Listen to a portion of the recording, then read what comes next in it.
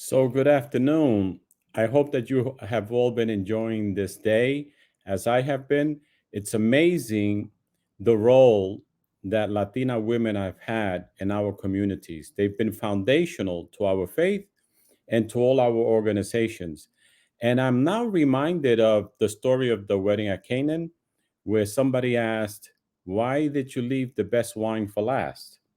And with all due respect to everything that has happened before, I think we're bringing the best of the wine now with the keynote address by Dr. Daisy Machado, who is professor of church history at Union Theological Seminary.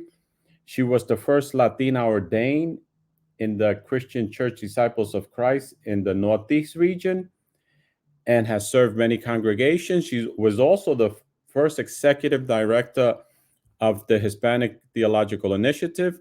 She is currently also the executive director of the Hispanic Summer Program, and it has grown in leaps and bounds since she took over its leadership. I have to say that I remember my mentor, the late Dr. Otto Maduro, once telling me, Daisy should publish all her lectures and sermons. There's no one who can speak like her and lecture like her. And I truly believe this. I'm not saying this just to make Daisy feel good, but it's the reality. I think because of patriarchy and machismo, she hasn't been used in many Latino churches, and it's a loss to many of us. So it is my distinct honor and privilege to present to you this afternoon Dr. Daisy Machado. Muchas gracias, Samuel. Muchas gracias y saludos a todos this afternoon. I'm so delighted to be here. Thank you, Samuel. No pressure for your words, but I am truly grateful for this opportunity and inviting me so I could be part of this inaugural lecture. It is an honor for me for several reasons. I'm glad to present this address in the institution where I have spent the last 14 years of my career. And as Samuel has said, where I had the opportunity to serve as the first Latina academic dean of Union Theological Seminary.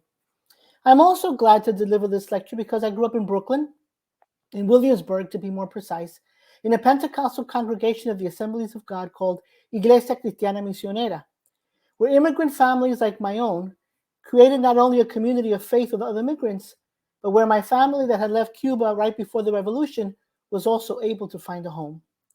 The Puerto Rican families that made up the majority of the members of that small Pentecostal congregation were living in a diaspora, so they understood what it meant to try to create home in an environment that was hostile to us because we were not from here, because we were seen as outsiders, as interlopers, not quite American, despite the fact that those same Puerto Ricans were all U.S. citizens. And there is still another, even more personal reason why this inaugural lecture is so meaningful for me. The woman in whose honor this lecture series is being named, Leoncia Rosado Rousseau, popularly known as Mama Leo, represents an early generation of Pentecostal Latina leaders that was not only devoted to their faith, obedient to their call, and tireless in their work, but they were also daring and fearless women who believed the impossible was possible. I want to take a moment to remind all of us here today of what daunting odds these women faced and yet how they persevered to impact not only communities, but even nations. The Pentecostal movement, as Samuel has said, owes all of these women a great debt, and I feel this must be emphasized in this first gathering. And having said this, allow me a personal privilege to specifically name another of these early Pentecostal women leaders from the early decades of the 20th century, a contemporary of Mama Leo, who focused her ministry not in Puerto Rico, not in New York City, but in Cuba. In 1939, a Pentecostal woman from Naranjito, Puerto Rico, left the island with her two small sons and traveled to Cuba to preach the gospel. Her name was Belén Nieves, and her name has sadly been forgotten in the archives of Pentecostal women missionaries in the early 20th century. Yet she would become someone whose ministry would greatly impact the life of my mother and subsequently myself. She arrived in Cuba in 1939 after receiving her call in a revival service in which she was shown a map of Cuba and heard a voice telling her to go and preach.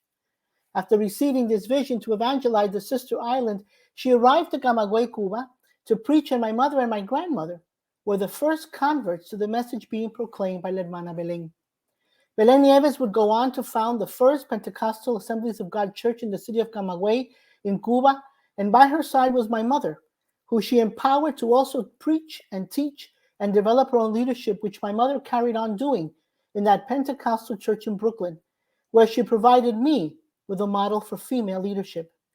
I mention Hermana Belén because, like Mama Leo, whose ministry began a few years earlier in 1932, when she also received her call in a revival service, these female Pentecostal preachers and missionaries were part of a unique generation of Puerto Rican women leaders in the Pentecostal movement locally in Puerto Rico, the diaspora of New York, and internationally in places like Cuba.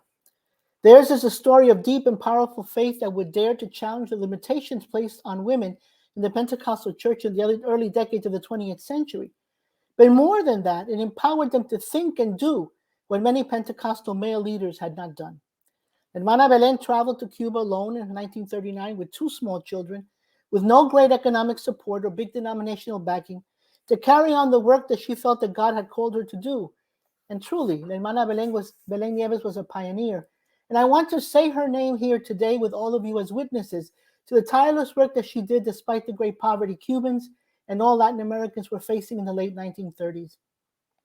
She followed God's call despite the fact that her denomination provided little economic support to assure that she and her sons could put food on their table. Yet she persevered and did indeed establish that first Pentecostal church that became the home church of both my mother, my grandmother, and eventually my father. She also provided us as a family with a link to the Pentecostal movement, not only in Cuba, but in New York City and Brooklyn, when my parents migrated to this country. As you can see, the history of these early Pentecostal women is in many ways very personal to me. And in the work of Belén Nieves, we find that particular female embodiment of the gospel that she profoundly believed in. Mama Leo, Belén Nieves, and the other Pentecostal women of the early 1900s were able to bring together in their ministry and leadership ways to engage communities and to promote the values of the gospel. These faithful Pentecostal women were truly pioneers who not only would impact the ways of that Pentecostalism was being expressed, but would also work with different communities where the gospel they preached would take root. This was certainly the case with Mama Leo, who worked with those that society had long abandoned. Mama Leo's work with drug addicts, alcoholics, gang members, sex workers, ex-convicts was a population that had mostly in a majority also been in jail, was both unexpected and not easily understood, and was criticized. And in order to help us better understand the context of this Pentecostal movement in Puerto Rico and then in diaspora of New York City, I want to talk now a little bit about the origins and the migration of Pentecostalism to the city of New York. And in many ways, this lecture will be about the embodiment, the female body, and location, place, as 2 important pieces of the history that needs to be told. We know that the emigration of Puerto Ricans from the island was happening even before the Spanish-American War of 1898. But it was in the early decades of the 20th century that a significant number of Puerto Ricans from the countryside and urban centers of the island began to migrate to the northern metropolises of the United States. Although small groups of political exiles had emigrated throughout the last third of the 19th century, it was not until after the North American occupation of the island in 1898 that critical social, political, and economic transformation in Puerto Rico triggered an increase in the numbers of people leaving for continental shores.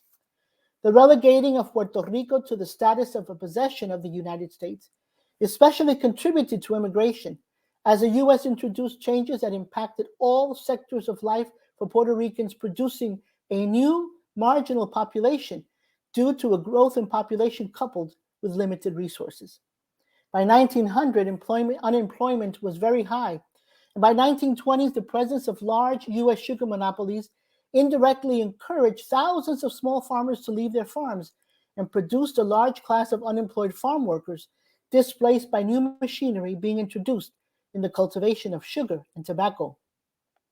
This meant that production increased, but the labor force did not. The Depression hit the Puerto Rican economy hard, reducing both sugar and tobacco production in such a manner that by 1939, the tobacco industry was almost non-existent. Clearly, the movements of people from Puerto Rico to the United States responded basically to economic conditions on the island, which in turn created a marginal population outside of the stable workforce. The search for economic opportunity once again became the motivating factor propelling numbers of Puerto Ricans to migrate, first to the island's urban centers and then across the ocean. For Puerto Ricans, the attraction of New York City was largely economic. Job opportunities, above all, loom as the single most important factor encouraging potential migration. By 1927, all 48 states reported the presence of Puerto Rican-born individuals, and by the mid-1950s, estimates show that some 425,000 Puerto Ricans lived in the United States, 80% of whom lived in New York City, and about half of that population was female. Women held a special place in the early Puerto Rican settlements of New York City, often providing links between the island and mainland enclaves. Pivotal in retaining ethnicity through the transmission of language, customs, and cultural traditions within familial settings, women also functioned as part of an informal informational network. These same Puerto Rican women, when confronted by the economic realities of an overwhelmingly poor community, close to 25% of these migrant women went to work outside the home in factories, laundries, and restaurants. Despite the fact that Puerto Rican women worked outside their homes, they saw this as an extension of their role as homemaker, since women were expected to fulfill their traditional role as wives and mothers as they had previously done in their island home. It is important to note that during all of this economic and political upheaval, there were also profound changes taking place in the religious life of Puerto Ricanos on the island. The Puerto Rican denominations brought to Puerto Rico by North Americans took hold, and in a matter of decades after the first foreign missionaries arrived on U.S. warships in 1898, the Protestant churches in Puerto Rico had been developing their own native leadership. There were many revivals in Puerto Rico, but there were two specific that had tremendous impact. One of them was in 1916, another one that was between 32 and 33.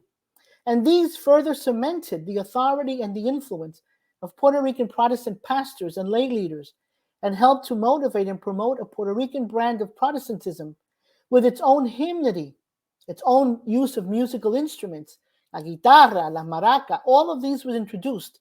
And it was a religious fervor, and it was in many ways proved to be the genesis of a Puerto Rican Protestant tradition that in many ways also stood in defiance of the missionary legacy. These revivals gave these Puerto Rican Protestants a new evangelical identity and a new evangelical tradition with a new interpretation of authority within this newly forming tradition. Not only was there a theological shift in worship shaped by new theological insights, but the revivals also shifted the relations of power between North American missionaries and the Puerto Rican Protestants. What I call the missionary imaginary, already in place, had created an imbalance of power between the North American Protestant missionaries and Puerto Rican pastors. In other research I have done, it was clear that this missionary imaginary made it so that missionaries did not see the indigenous leaders as their equal, which was reflected not only in how much they were paid or how they treated the Puerto Rican pastors, but also in the kind of leadership formation they promoted or did not. I bring up these issues of power and control by U.S. missionaries to remind us that the revivals that took place in Puerto Rico in the early decades of the 20th century influenced the Puerto Rican pastors and the laity to become independent of foreign missionary control and seek to define their own vision for the work they believed God was calling them to do. And this was especially true for Pentecostals. This was also true of the women who took on leadership roles in the churches in Puerto Rico and who then immigrated to New York City. Research shows that in the 1930s and 40s, there were some 25 Puerto Rican Protestant churches in New York City, most of them Pentecostal. But we know that Pentecostalism arrived on the island decades earlier. The historical narrative tells us that Pentecostalism first began among Puerto Rican migrant workers and sugarcane cutters in the diaspora in Hawaii and Northern California, and that's then spread when they returned to Puerto Rico. This was the case with Dionisia Feliciano, and the first Latina ordained by the Assemblies of God, who with her husband Salomon had been Puerto Ricans working on sugar plantations in Hawaii, where they converted in a revival in Hawaii, they converted to Pentecostalism. They both became ordained Assemblies of God ministers in San Jose, California in 1914, and later returned to Puerto Rico, where they helped Juan Lugo pioneer the young Pentecostal movement. However, I want to make this fact because we're talking about women and the impact of women, so let me share this with you. 9 years before Dionisia and her husband returned to Puerto Rico to work with Juan Lugo, it was another woman named Jenny Mishler, a Euro-American missionary evangelist from an Azusa Street daughter mission in Los Angeles, who began preaching the Pentecostal message in Puerto Rico in 1909. Sadly, Mishler's experience in Puerto Rico was a difficult one. She began her preaching in Santa Isabel, but when she began to attract converts, the priest and lay Catholic leaders began ridiculing her and persecuting anyone who attended her evangelistic services. And in addition to this opposition, the male Catholic leaders used their connections to create a hostile environment for Mishler. After a difficult 15-month period, and her letters show how much she suffered in her prayers and how much this affected her, where she received almost no support from her congregation in Los Angeles, sadly, Mishler decided to leave Puerto Rico. And while she was not able to leave a permanent mission, it is important to note that Jenny Mishler's Pentecostal preaching was the first, or maybe one of the first times, the Pentecostal message was preached in Puerto Rico. The Latinx Pentecostal story in New York City was different from that in Puerto Rico, in that the largest Latino Pentecostal denomination in New York City prior to 1939 was not the Assemblies of God, but the Latin American Council of Christian Churches. And the main leader of that movement was the powerful Mexican evangelist Francisco Lazabal, who led a revival in New York City in 1937, reaching thousands of Puerto Ricans in depression-stricken Spanish Harlem. In an online program by the Latino Leadership Circle, which I listened to from October 2021, Jonathan Roque, who also I saw led 2 workshops at this conference, said that he grew up in the Damascus Christian Church under the leadership of Mama Leo. And he confirms that when Leo arrived in New York City, she worked in the ministry being led by Francisco Lazabal in Spanish Harlem.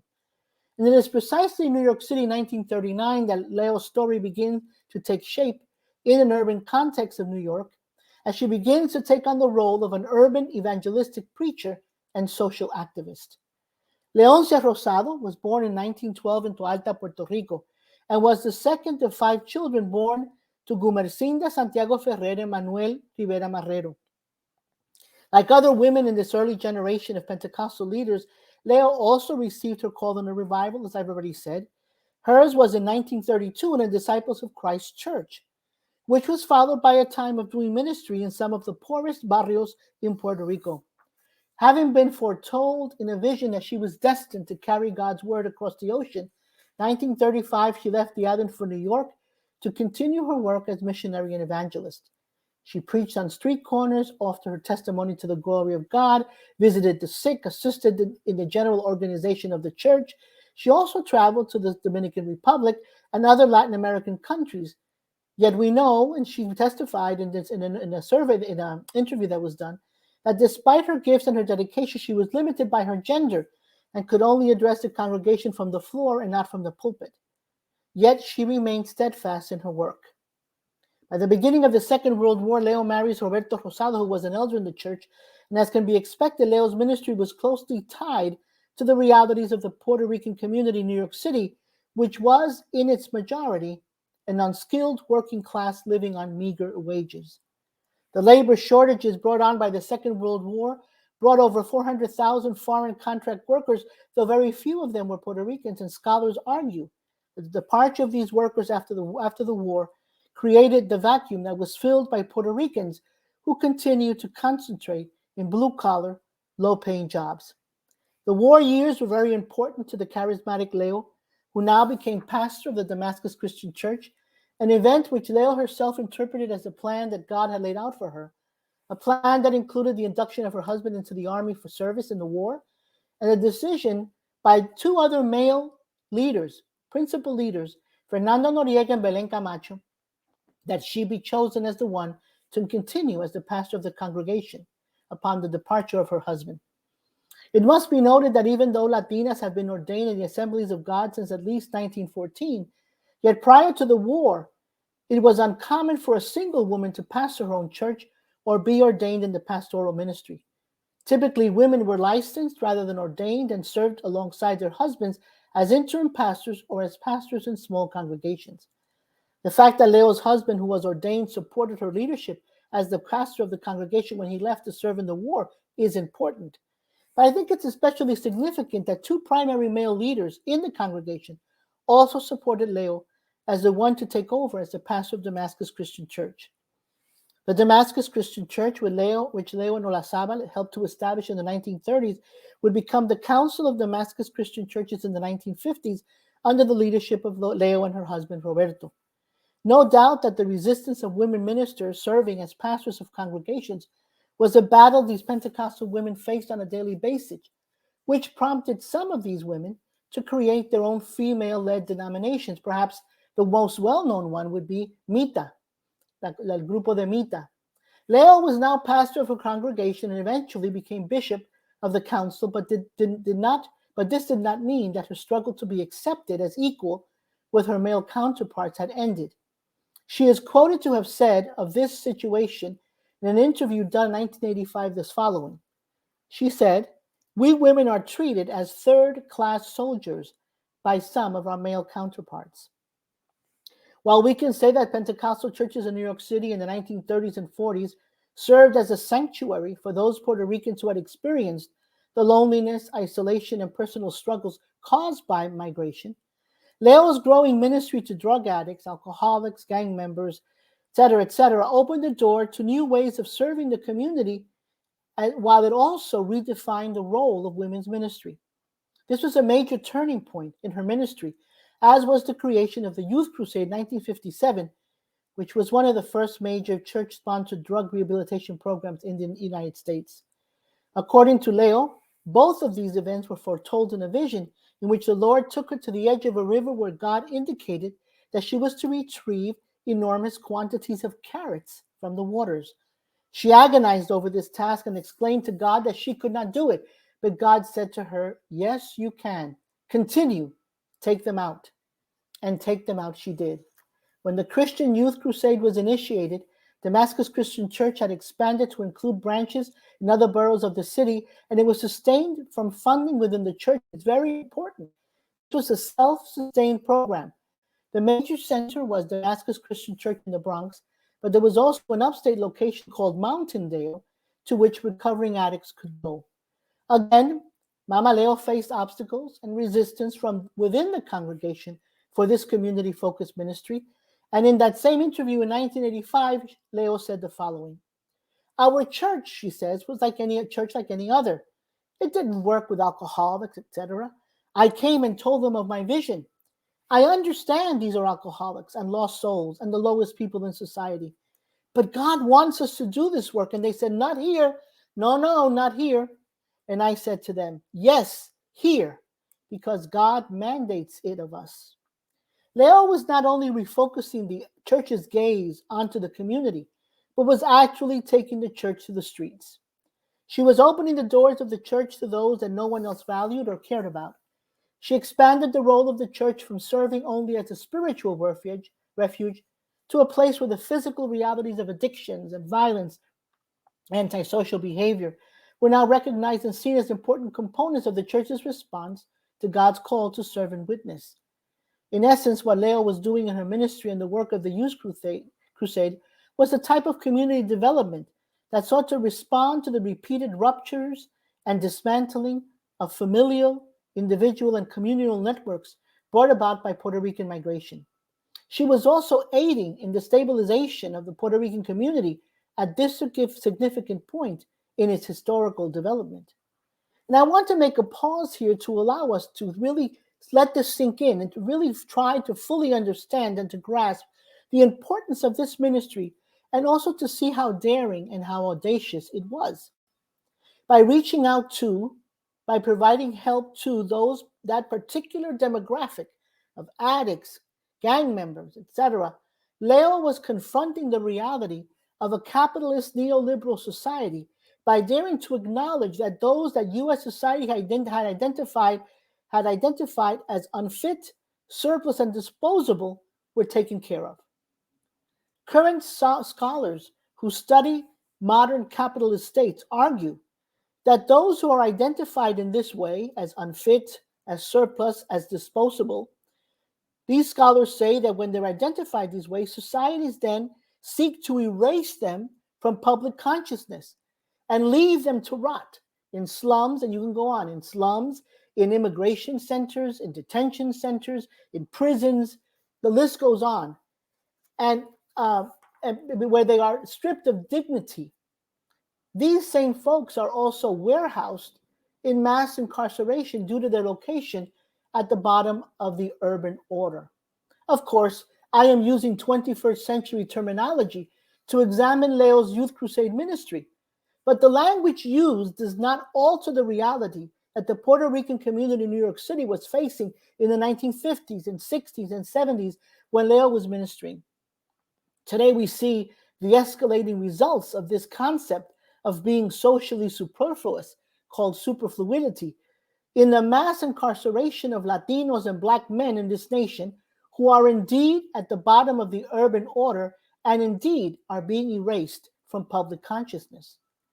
While we do not know if Leo and her congregation also saw that the reality of the addicted youth they served, or the gangbangers or the ex-cons, was the result of and a response to poverty, despair, racism, and lack of opportunity the Puerto Rican community faced in New York City during those decades, what we do know is that Leo refused to just close herself off and stay inside the walls of the church.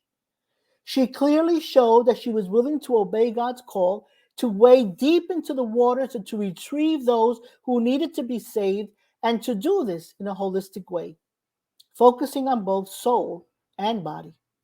Everyone was important in Mama Leo's ministry, and she created a place for them within the church.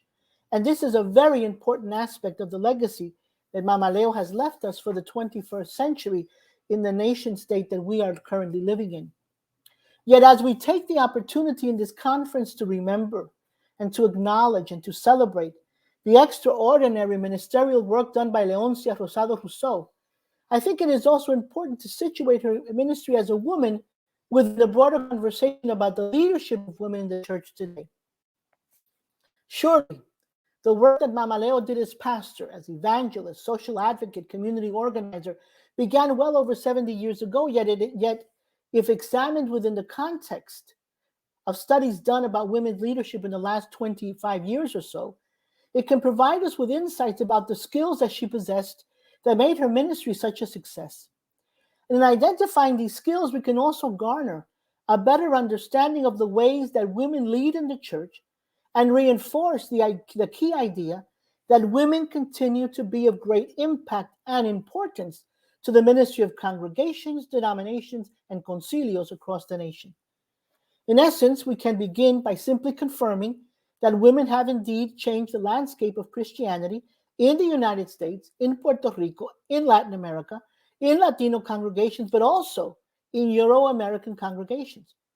While we hear so many times about el machismo latino, I know it exists. I'm not saying it's not, okay? So chill. What I want to say here is that while we hear a lot about el machismo latino, which exists, and I have experienced it firsthand, but what we may forget is that there is also a very distinct Anglo-Protestant legacy still present in U.S. Christianity that can be traced in part to the religious convictions of the founding communities of the United States, which has provided the implicit theology that for generations has resisted the leadership of women in the church in the United States, the Anglo Church specifically. In other words, the resistance to women in the pulpit or women in key leadership positions is not just a Latino thing. And research has clearly shown that resistance to the ordination of women and their full leadership within Anglo-Protestant churches can be traced to the more religiously conservative values of the United States, which have prescribed a particular role to women. And one of these roles is the binary gendered role assigned to women, which consists of the binary of public versus private space, overflowing into public versus private expression. Women have categorically been limited and diminished as a gender to the realm of the private. They are caregivers, they are homemakers, Están en el seno del hogar, this very private space. This is the idea of the public for man and the private for women as assigned social spaces can be traced all the way to Aristotle and has served through the centuries to perpetuate a gendered separation that is still hard to erase. The current climate of Western Protestantism seems to still prioritize the relegation of female work to the private realm, and even in those instances where female pastors are encouraged on the public platform, the rhetoric is still expected to abide by the societal rules of public versus private expression. Gaston Espinosa, when writing about Pentecostal women's leadership, has called this binary, this reality, a paradoxical domesticity, whereby he says women are exhorted to be both end times prophetesses and evangelists in the public sphere, and yet to be devoted mothers and good wives in the private sphere. Again, I want to bring this into our analysis because misogyny and patriarchy is not just about Latinos. The North American missionaries that brought Protestantism to Puerto Rico and to all of our Spanish-speaking countries very much embodied ideas about women's leadership as less than male leadership and made it a part of the legacy they gave to our native churches. This was no less true for the North American Pentecostal male leaders at the turn of the 1900s. Despite the movement of the Spirit at Azusa Street in 1906, which launched Pentecostalism across the United States, gendered roles were still a reality, and Pentecostal women may have been ordained as early as 1914, but they were still not given equal opportunity nor equal status. In trying to better define this idea of a binary of public and private to define male versus female roles in the church, scholars have redefined these binaries and have used the terms of ministering authority and ruling authority. In other words, women can minister, but women cannot rule. This binary is often associated with sociologist Max Weber, who had a typology of prophet and priest. And he used this prophet and priest typology to describe two different types of religious leaders. Weber describes a prophet as one who lays claim to authority by virtue of personal revelation and charisma, while a priest is one who lays claim to authority by virtue of his or her service in a sacred tradition. This means that women can be prophets by virtue of the gifts of the Spirit, meaning they can teach and preach, but to assume the function of priest, meaning to have administrative oversight, which is part of a sacred tradition of authority held by the church, has been, and I dare say still is, problematic for many in the 21st century church. But Leo was clear in her ministry. She refused to be boxed in by these prescribed roles. She not only took on the administrative function within her church as pastor and then later as bishop, but she also assumed a very public role as evangelist and community activist, focusing on the most marginalized in her Puerto Rican community. Mama Leo was a woman fully immersed in the Bible, which for her God spoke God's truth. And so I want to go to the Bible just a minute in this analysis. We are reminded in the epistle to the Romans 11:29 the following: "For the gifts and the call of God are irrevocable." While this is wording from the New Revised Standard Version, let me share with you the same verse from the Contemporary English Version, which says, "God doesn't take back the gifts God has given or forget about the people God has chosen." Now, these are powerful words, and I want especially the women today to hear them. And they are a strong reminder that we as women, called by God to serve as ordained or as lay leaders, are not dependent on the validation of our male colleagues to do the work we have been called to do. This was certainly true for Leo. I wanted to make this claim because throughout the history of Christianity, women have been either excluded, demeaned, persecuted, silenced, or ignored because of the way the church has acclimated itself to the values held by societies and cultures that have made hierarchy and patriarchy normative practices within the church body. Yet despite this sad reality, the Bible does present a different perspective, and I think it is essential to our analysis of the female body, like Mama Leo's. Now consider this from the Epistle of Ephesians, chapter 4, verses 11 and 12. It says the following: The gifts that God gave were that some would be apostles, some prophets, some evangelists, some pastors and teachers, to equip the saints for the work of ministry, for the building up of the body of Christ. If we take a closer look at the meaning of the text and the words used, especially in verse 12, some translations of this verse read, to equip the saints. In other translations, the verse reads, for the equipment of the saints.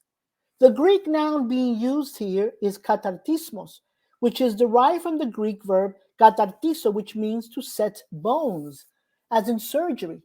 Or more generally, it means to restore, to mend, to make whole, to prepare.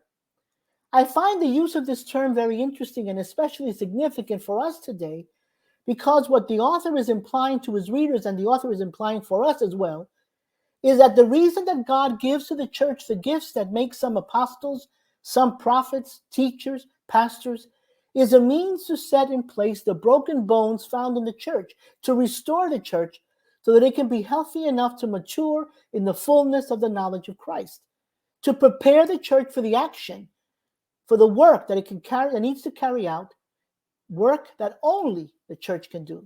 Now think about it. The gifts of the Spirit of the ministry are a means to set the broken bones of the church. So instead of limping along, the church can not only walk, but run. In our local communities and across this nation, right outside the doors of all of our churches, we find racial injustice compounded by racially motivated violence that have become only too common. And to further compound the suffering of our Latinx communities, outside the doors of these same churches, we find poverty, food insecurity, unemployment, violence, loneliness, isolation, somber reminders of the human experience. And if the church is to take seriously its call to respond, then the church cannot afford to wobble on broken bones. And it is here that the ministry like the one Mama Leo embodied is so important to remember. We well know that women have always been healers in all cultures and since time long past, and women have healed in all kinds of ways. Our hands have helped to birth new life. Our hands have fed sick bodies. Our wisdom has helped to guide others. Our love has provided comfort and joy. Our strength has sustained others in times of crisis and loss. Our imagination has helped those around us to see new paths and imagine a better world. Our counsel has saved many from paths of destruction, and our faith has helped revive hope in despairing hearts. Women have always healed. We are called by God to continue the work of healing the broken bones of the church in this day and for this time, because this is what Mama Leo did. And she leaves us, especially those of us who are women, this powerful legacy. Women have, Mama Leo reminds us, in the work that she did, women have a profound ability to help promote a more holistic and communal understanding of the church and its outreach, and we must continue as women the work of healing. I say this because research shows that women have a more transactional style of leadership, which favors more democratic and participatory decision-making processes. This means that women, much more than men, tend to seek the empowerment to empower their communities and not only themselves. Research also shows that women pastors show greater resiliency, confidence, and optimism as they engage their role as leaders. We are, and Mama Leo was that, a hardy bunch. Somos tremenda luchadora. And who better embodied this truth than Mama Leo and the women pastors and leaders of her generation who had no female role models, who had few, if any, female mentors, and who often were left on their own, but who refused to give up. Research done in the last 20 years by women scholars on the strategies of female leadership have identified 8 practical styles of what they call transformational leadership. And the one most prominent and successful women leaders is personalismo. And personalismo is defined by these scholars as ascribing power to personal characteristics like charisma, interpersonal skills, hard work, personal contacts, rather than organizational stature. By not seeking to obtain organizational stature or status first, but by instead focusing on the person first, researchers found that these women leaders engaged in what is called an affiliative style of leadership, in which leaders build strong emotional bonds that help to build trust and loyalty. We want to use a more theological language to talk about this leadership style. We can say that the networks that we build or join, the collaborations we enter into, the tasks that we share with others are at the core of what we know to be teología en conjunto. Teología en conjunto reflects the cultural value of the communal versus the individual, and it also provides the ability to respond nimbly, creatively, and with strength to the reality of our communities and churches. Mama Leo was clear that she and her congregation had to respond to the addicts, the alcoholics, the ex-convicts, and all of the other undesirables found in the community because her vision was communal, not individual. Her response to the opposition of the congregation to doing this kind of ministry was one that came from the strength of her faith, but also from her convictions that God loved all people within the community. And her ministry was built not only on love that helped to build trust in her leadership, it was also built on collaboration, an unfailing vision, and of course, hard work. The Latinx community in 2022 is in many ways different from the community Mama Leo served so many decades ago. Yet in so many ways, our community is still the same. Poverty, racism, lack of opportunity, loneliness, violence, abuse, fear are still a part of the lived reality of so many Latinx folks right outside the doors of our churches.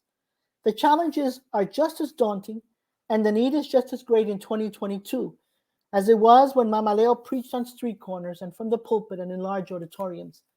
And her legacy for us today is not only one of hope and faith embodied in female form, but also one that serves to remind us that the work of setting the bones of the church is still necessary. Her legacy is one that defies patriarchy and misogyny, as it refuses to set women in a place that will limit or devalue the power of what women of faith can achieve. Mama Leo has been called a pioneer, and she certainly opened the way for many women and men who have come after her. Mama Leo has been called an evangelist, and she certainly never stopped preaching the gospel wherever she was. Mama Leo has been called a prophet, and surely she spoke God's truth that all human beings matter and that everyone can be transformed through God's mighty work. Mama Leo was also called Mama because in her female body she was seen as the mother who loved and cared for and sought the healing of those sick with addiction, scarred by violence, truncated by poverty. She lifted up and dared to give value to those society had cast aside, to those society had made expendable, disposable. In this way, Mama Leo was truly a healer who sought the healing of her community. Mama Leo was also called bishop, as she took on the administrative role of leading the Council of Damascus Churches, Damascus Churches of Christ, a female leader who dared to lead men. And as she fully embodied all of these ways to serve God, all of these ways to lead and to minister, she defied those who would erect barriers and sought to limit her talents and abilities. As the title of my lecture reminds us, La lucha sigue, oh cristiano. The struggle for women in ministry today is still far from over, but we are not alone in this journey. For all of us, women and men, stand on the shoulders of those daring, faithful, persistent, strong women of that first generation of Pentecostal leaders like our dear Mama Leo, that first generation of pioneras y valientes.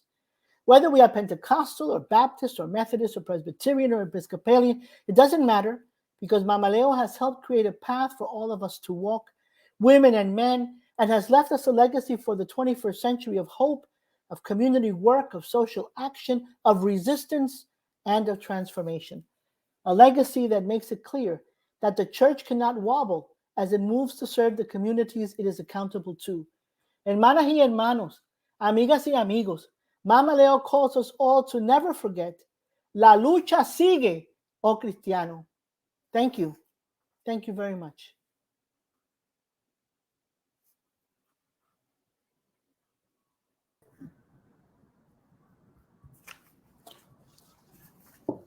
Thank you, Daisy. Definitely good wine. Thank you so much. Muchas gracias. Muchas gracias. Beautiful. I don't know if there are questions that people putting up. We could, if you have. Not yet. I'm looking at it now. But first, I just want to say thank you, Dr. Machado. My heart is trying to leap out of my body right now. What a message for everyone, but definitely for the women on this call and this webinar that I'm sure are totally affirmed today. I'm looking at the chat. So if anyone is interested in asking a question to Dr. Machado, please do that now. As we're looking for questions, we'll post some of the good reports from you. So feel free to also support and share your comments to Dr. Machado. I know, yes, come through, Dr. Machado. Amen. Yes, she totally did come through. Muchas Woo! gracias. What a Muchas powerful gracias. presentation. Marilyn Callo says, gracias, mi hermana brava. Amen. Thank you, Dr. Machado, by Joshua. And again, please do feel free to ask questions. That's what we're here for. This is an informational, educational event, just as it is inspirational. So definitely feel free to share. Doctor, could you hear me? Could you hear me? Yes. Uh-huh. Dr. Machado, as I was listening to you and the historical pieces you said about Cuba and that Puerto Rican missionary and others, it shows how much of our history is not taught or known. We don't know it. That so much work we have to do moving forward. Yeah, Yeah. it's part of it's a great loss for us not to know that these women. I mean, imagine being two little boys to leave your home to a country you don't know anybody because you trust that God called you. That's remarkable.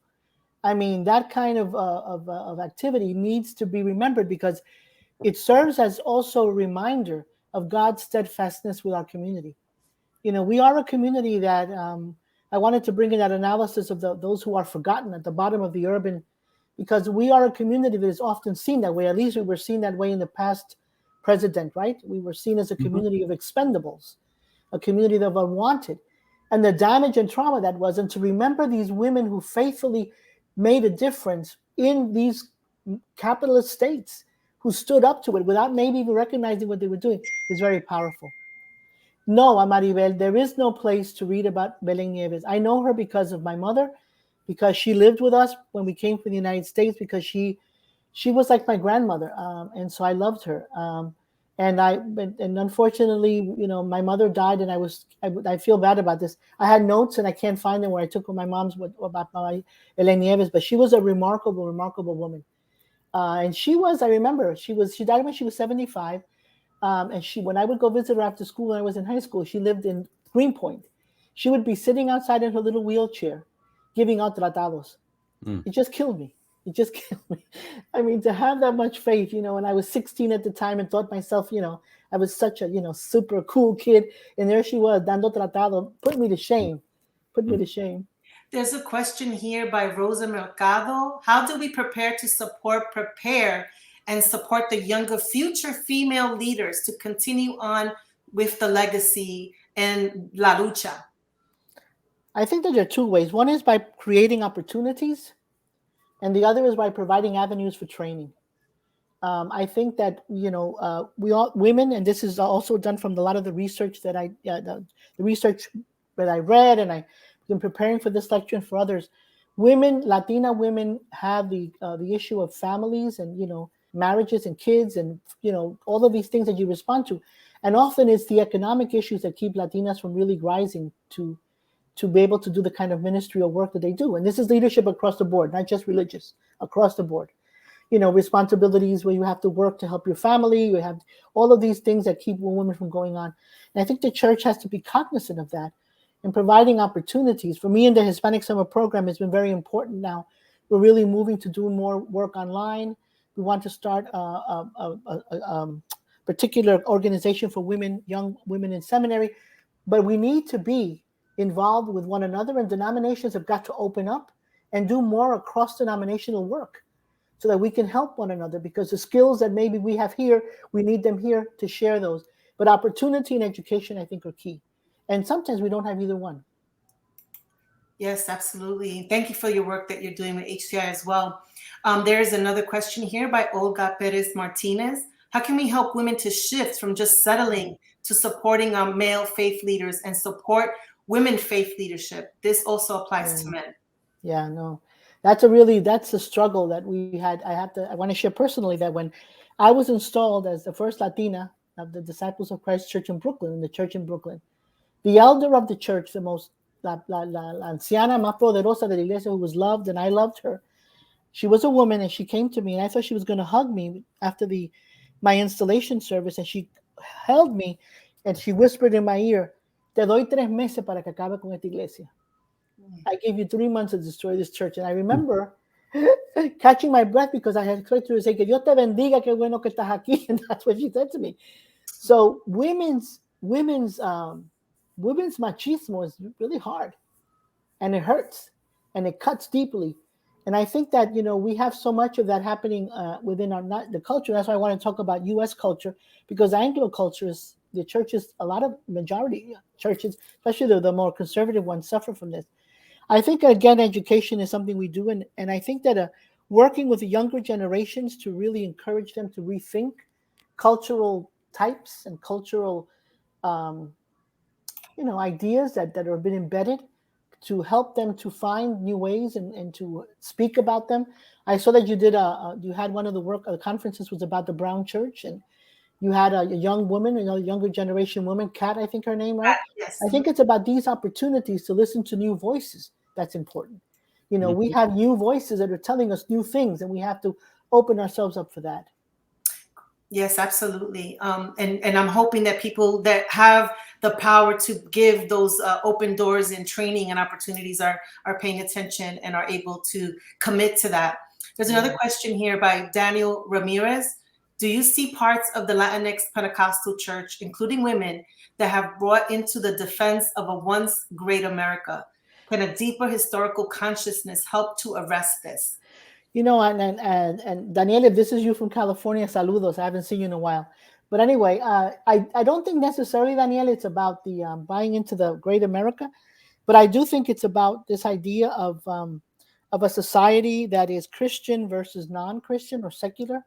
I think that, in the study that Gaston did in his work, and that has been done by other women, again, about leadership across the board, the more conservative bent, but in Gaston's work, it's been about women who I have seen in feminism or in the feminist movement or in the work of people like Isa Diaz, tied too much to, feminist secular issues. So aborto, LGBTQ. And so that's seen as not part of what they see as the kind of life that God wants people to live. And I think that historical consciousness, of course, will help for us to open up conversations about that. But it also, I think we need to really promote a generation, a flourishing of a generation that I think is struggling really hard to make ends meet. And I think that's where we need to put our energies. And I think that's where we need to think about that. So, yeah, I think that there is a myth in this country that Latinos have swallowed, not necessarily great America, but there is about being a Christian nation, Christian founders.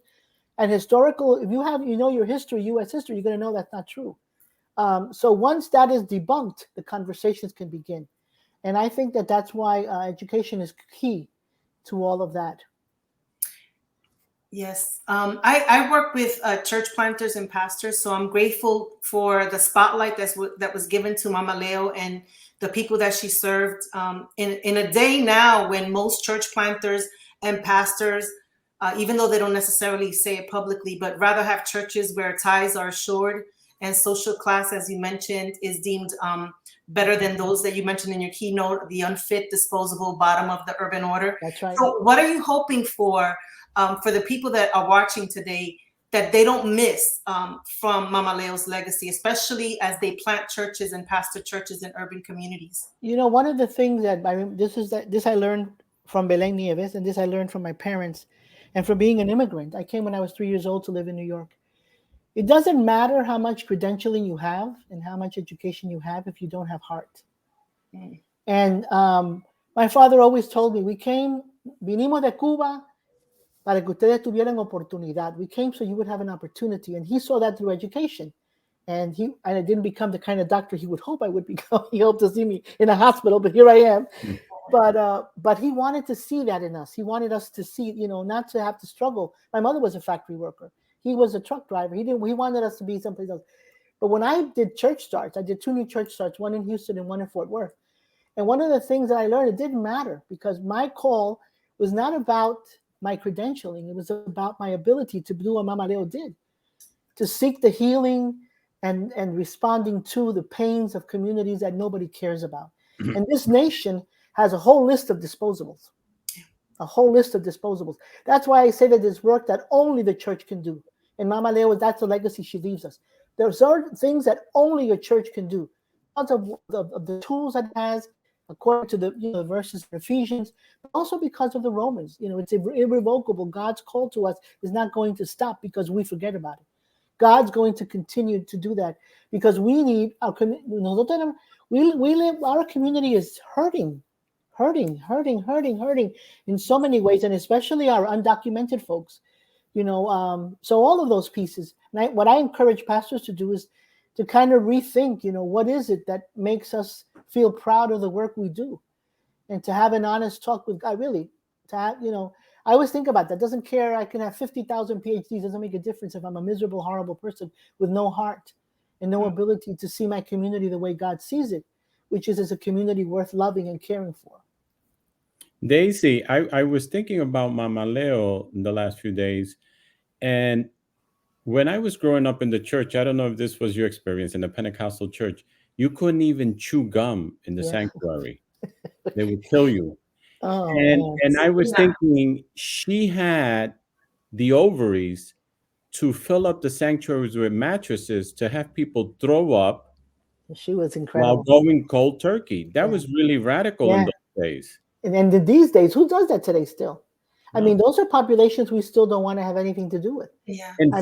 In fact, one sad thing that's happening to the Pentecostal church, that people think they're improving it by becoming middle class. One of the renowned preachers, Pentecostal preachers in New York City and throughout the nation, recently told me that people told him he should never say that he was a drug addict in the past, that he came out of Teen Challenge. Yeah. They think that's progress. Yeah. And we're going in the opposite. That's feel right. that the Latino church is trying to become so middle class or white that they're losing what made them important and essential. And it's also unbridled capitalism. We have an economic system that thrusts us into a constant frenzy of buying and having, and seeing the attaining of goods, right? That's why prosperity gospel, which is a whole other topic, that's why it has an appeal. And that's why I mentioned these scholars who are working on these ideas of nation states and neoliberalist capitalism, because, this idea of being people who are superfluous, that's, that is so harmful and so deadly and diabolical that we need to stop ourselves and think about what that means, especially in our community. And if we remember the past regime, that's how the community was described. What rapists and drug smugglers, and we were seen as disposables. All of us. Doesn't make a difference what degree you have. And I think that the church misses that. It misses that we need to see ourselves not acclimated to what this society, this capitalist system tells us, but rethink what it is that we need to do. And in that, eso es trabajo duro. Eso no es trabajo fácil. Eso no es fácil. You mentioned in your keynote about, how we look at, the Anglo Empire per se. So do you feel that there's a need for Latinos to evaluate their desire for the blessing of empire in evangelical spaces and reject that categorization? I really do. Yeah, I do. I went to, when I've taught a number of classes of prosperity gospel, and I actually went to Cesar Castellanos' big Miami conference in 2019. And it was remarkable. 2,500 people. I think about 70% were younger than 30. And to see them with all the bling and all of the, and the conversation was not about anything about God, jumping up and down like a mosh pit. It was about, being seen and and I thought to myself, my God, it's like, yes, empire. This is where empire is. This is, what's being, promoted as success. This is what's being promoted as blessing. I do think that we as a Latino community and our pastors have to seriously engage a rethinking of what that means for our people. Yeah, I agree. I think celebrity culture is definitely permeating our Latino spaces. You mentioned Kat earlier, and one of the things she mentioned in her workshop was that a lot of what that we celebrate today was actually born from a need to survive these Anglo male-dominated spaces. So do you think that that's still like a very real thing happening today? What you mean, that women have to still deal Yeah, with? they still are, but a lot of the things that they're doing and that they're birthing are not necessarily because they're trying to be brave or trying to be pioneers. They're just trying to survive out here. Yeah, I agree with that. I think that that's the truth. I mean, I think that the same thing with Mama Leo. That's why we can't fit her into the 21st century mold, because she was doing it to survive the 1930s and 1940s, 50s, the culture she was in. The same way you and I have been, surviving, right? I was ordained in 81. That culture that was going on at that time, what we're trying to survive. So it's not about necessarily that we're doing it because, this is a new strategy. No, this is me as a Latina trying to be a pastor and to be successful, and not successful, but be effective in my congregation. So I agree. I think that we still deal with that. But the reality is that women have a very, very, very, very real glass ceiling. And so we are dealing with that. Eso no se ha ido. That hasn't disappeared. Whether you're Christian or you're an atheist, we have a glass ceiling. And So we have we've to deal come with this it. far by faith, but we still got a lot of ways to go. Oh my God, do we? So there's an interesting question that was posted. I'm going to just put it in here. What do you think about this? In that perspective, Daisy, would socialism be good for our society? Not that I understand that perspective entirely, but I believe that healthcare for all should be something that we should have. I mean, we have to, the terms, and that we have a sociologist here, Dr. Cruz. I mean, he can talk to us more about these terms, in terms of socialism, communism, capitalism, neoliberalism, all that. It's not so much about the isms. It's about the fact that we have a society that is so bonded to and imagined with physical and material wealth that it can't see human worth. And so, yes, I agree. We don't necessarily, we can have healthcare in a democratic society, but we don't, because of the way this democratic society is run. And so, I'm not advocating for socialism or for anything. I'm not going to get myself into trouble over here right now. But I will. Too bad we're not in person. We can stop afterwards and talk in a little corner somewhere. But I do think that we have a society that is limited by a lack of imagination about the worth of human beings. And if we buy into this society, then we are buying into that lack of imagination about the worth of human beings.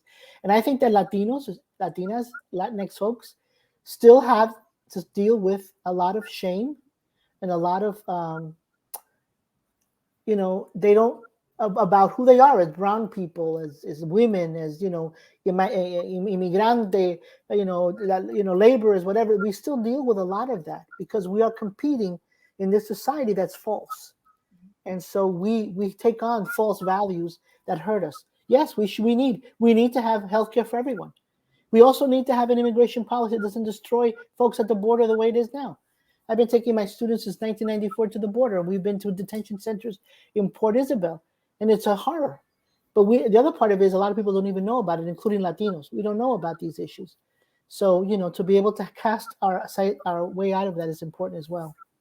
I'm glad you mentioned that because it's interesting. Even in preparation for this event, we hope that people understand, and everybody that's here already does understand the importance of understanding this history. But there's a lot of other people that could have been here and weren't, and because they didn't understand why this historical information matters. So I just hope that the people that are on are able to share this and what they've learned with others, because you cannot be a prophet to your generation if you're not a historian of your people first. And we got to get it together. Así mismo. And that's something I struggle with all the time. Students don't want to take history because they think it's boring and stupid. And I always tell them, you don't know how to live your lives if you don't know your history. And you're going to, so history is crucial. It's and I think that, yes, I think a lot of people don't see the value.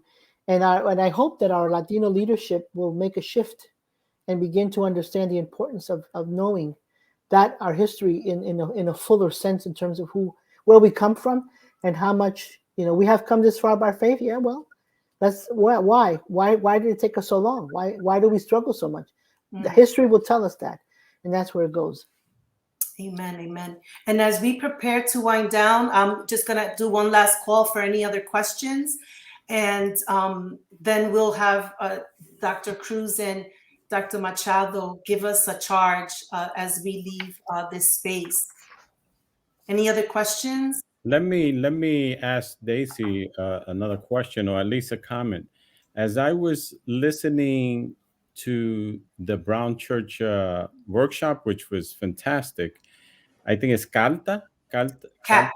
Cat, Mhm. who has the Abuelita theology.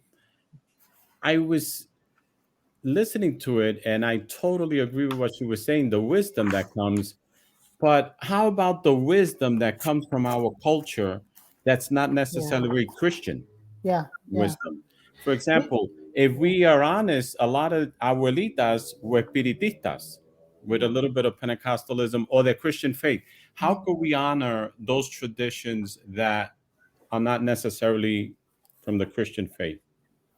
I've been doing some research. I did a presentation for women in ministry at Boston University last year, and I did a lot of reading and a lot of research. And there's there's a generation of women scholars who are doing exactly that, are asking, well, what is it about our culture? Because not everything is bad about the culture, right? We hear machismo culture, we esto machista, so okay, yes, but not everything is negative. So how do we go to the culture and find the positive? And there's been really interesting work done on different leadership styles. One of them I talked about. She said, they've identified 7 of them. This particular scholar, but there's other styles as well that take into account other issues within the culture, other pieces of the culture that have to do with interfamily, an extended family kind of thing. So there are ways. I think that there's new scholarship that's come up probably in the last 20 years, probably in the last this kind of stuff in the last 15 years about the women's leadership, the taking from the positives of the culture. Yeah, even that also came up with Kat's book, because she wrote the book Abuelita Theology. And speaking to Dr. Cruz's point, a lot of the things that our antepasados learned and they tried to pass on, like healing through herbs and other things that are not normally something that we accept, are something that has been demonized, and we have Yeah, to go back that's and right. say, wait a minute, what was something that was told to us that was Yeah, not good because empire didn't that's understand right. it. And the missionaries were they were the ones who got this going, because those guys were all a bunch of old, white, uptight people. And they really took away a lot of the joy of our culture. And I just want to make a point about Belinda's issue of trauma. I do think that there is a lot of trauma in our community. And that's why the healing aspect, and I really focused on the women, the ability to heal and to be healers is so important. Because I think that, the trauma that we are talking about, not necessarily a punch in the face. It's the shame that we carry with us. It's the feelings of inadequacy.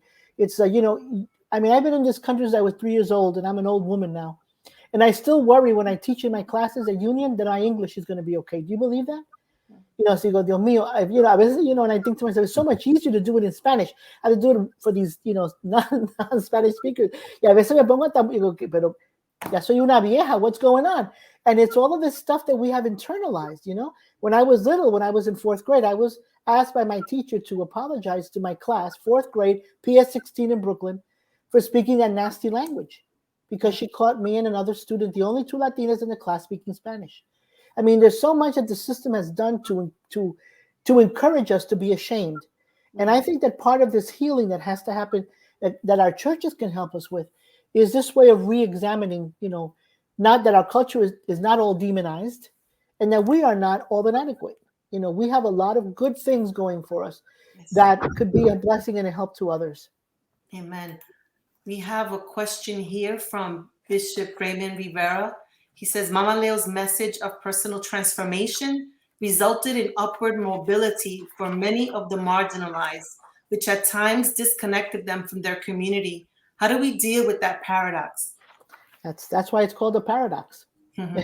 Because we don't know how to deal with it. I mean, the reality is that yes, there is upward mobility because society provides that culture. I don't know, Samuel, if you have a response about this. And this is a constant, this is also about personal commitments that we need to make and re-examine. And again, if you're ashamed of yourself and ashamed of your community, there's nothing that you want more than to leave it. And upward mobility is a perfect way to do it. So we have to examine about that as well, and where is it coming from? Yes, indeed. So we are at the 3:50 mark. So I would like to give this back to you and ask you what would be one charge you would give women and the men that support them in this lecture before they leave? I would give them again the verse from Ephesians, for God has given them to be pastors, right? Prophets, all of that I read, for the equipping of the saints, for the healing of the church, so that it will not wobble. We are called to do that work, you and I, for this time in this place. So let's do it.